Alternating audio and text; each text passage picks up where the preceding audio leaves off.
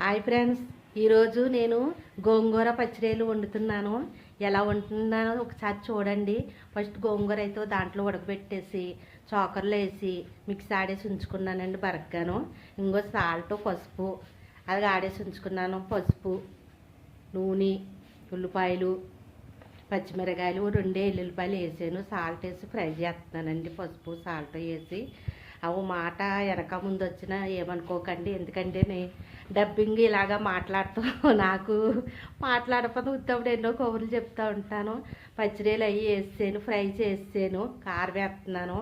కారం వేసి తర్వాత ఇంకా మళ్ళీ గోంగూర మిక్స్ ఆడింది చాకర్లో వేసాను.